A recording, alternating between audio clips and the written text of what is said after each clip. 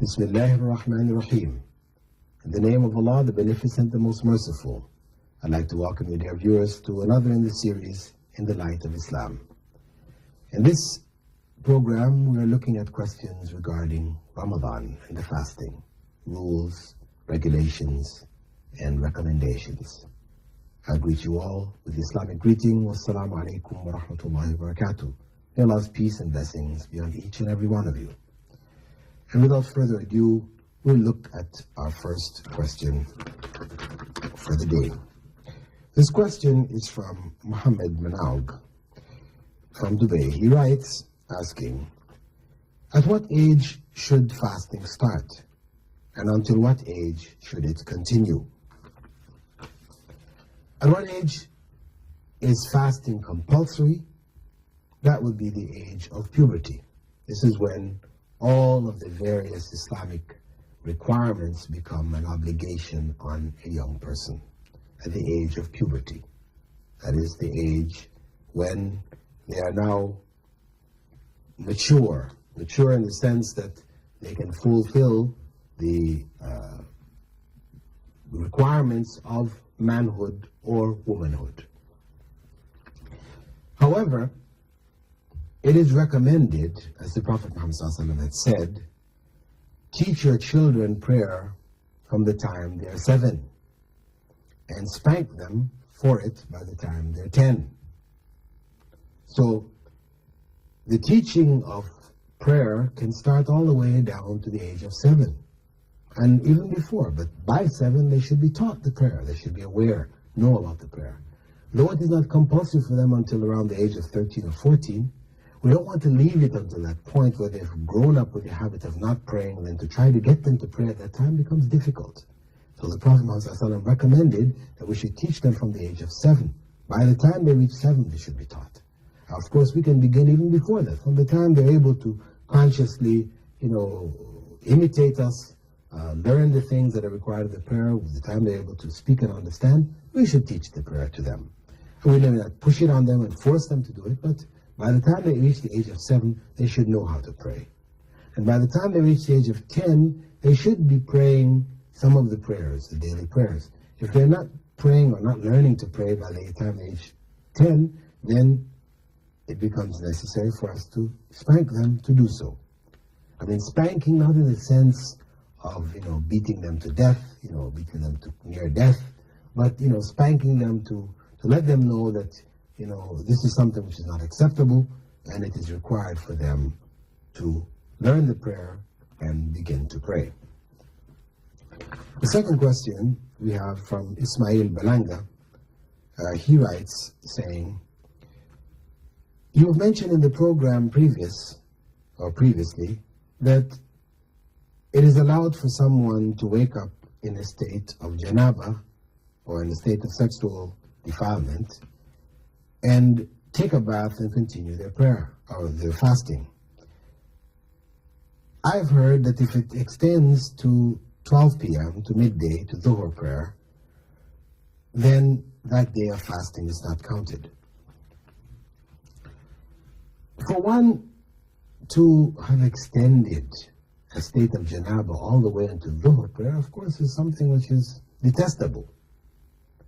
One must have woken up before that, and when one awakes, one should pray. If you have missed the prayer, the morning prayer, you should pray. And before you can pray, you must be in a state of purity, meaning that the ghusl should be taken before that.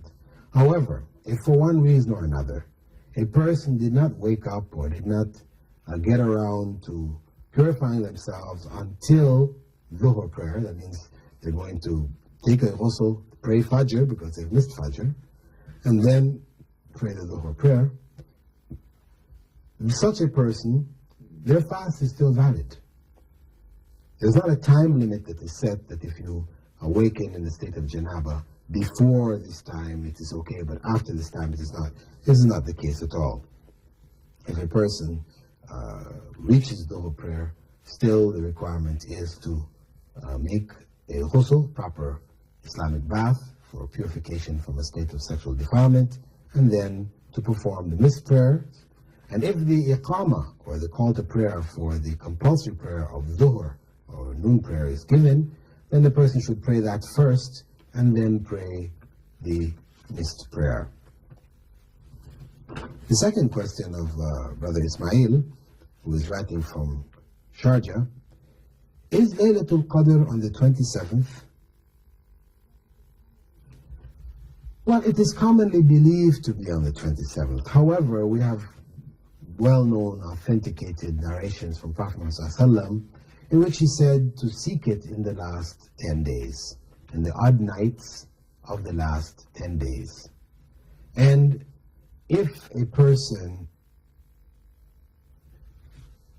that the Prophet Muhammad himself, on one occasion, was to have told the Ummah when Laylatul Qadr would be, but Allah caused him to forget it. So this was deliberate in that the day would not be set. So we wouldn't now put all of our focus on one single day. And the last days of Ramadan, as the month of fasting is closing, we're only focusing on that one day. We're still not making the effort, the major effort, especially in the last 10 days. It was the practice of Prophet ﷺ to go into a state of i'tikaf. He would seclude himself in the mosque in those last 10 days to increase his spirituality, his spiritual, his worship, etc. in those last 10 days. Those of us that are able to do that should try to do so, last 10 days of Ramadan. And we should know that Laylatul Qadr are in the odd nights of the last 10 days. We don't know exactly which one it is, and it is for us to seek them.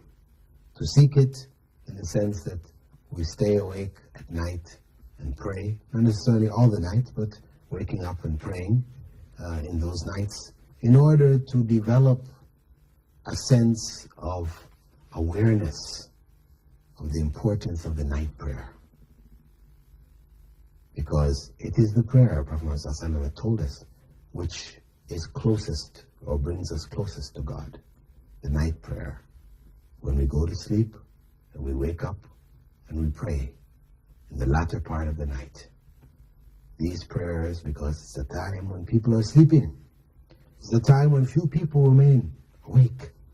A time when a person prays, they can't be praying for others because everybody else is sleeping. They cannot put on any show for others. It is purely for God alone. It's something which we should try to make a part of our lives, not just in Ramadan, but outside of Ramadan. At least on some occasions, we should try to make that night prayer. I pray that Allah give us all the strength to do that. Oh, the second part of Brother Ismail's question was, until what age should we continue to fast?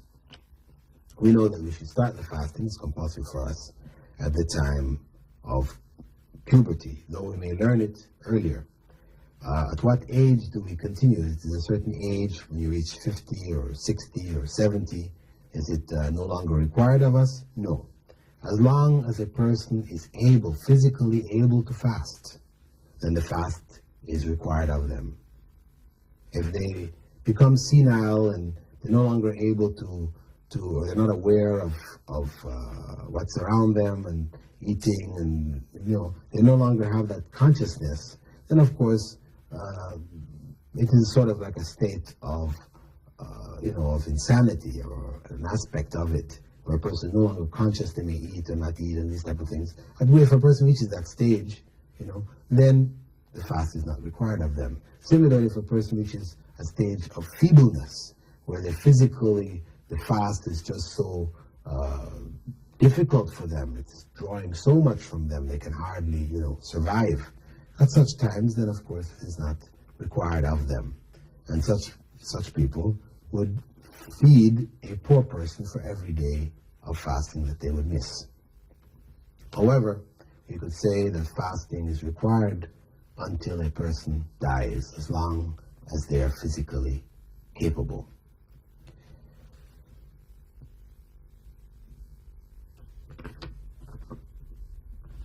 With that, dear viewers, I'd like to thank you for being with us. That's the last of our questions. Regarding Ramadan, I'd like to thank you for being with us on this program. That these reflections that we have had during Ramadan on the questions would have been some way enlightening to us. It is very important for us to understand our religion, to understand the principles of the religion, not only to be caught up in just the ritual that we do as other people are doing mechanically, because the ritual itself will not save us. It is important that the spirit be there, that it is done sincerely for the sake of God. This, combined with the ritual which gives us the methodology, the circumstance, this is what will help us to attain salvation. So, dear viewers, it's very important for us to understand the spiritual principles behind the various acts that we're doing, particularly in this month of fasting, where we're doing an act which the Prophet ﷺ said, quoting Allah, that all of the various deeds that we do, righteous deeds we do, are for ourselves. But only fasting is purely for Allah. And because of that, Allah alone gives the reward for it. Fasting is special. It is a way of the righteous. It was prescribed, as Allah said, for the believers before our times, as it is prescribed in our times.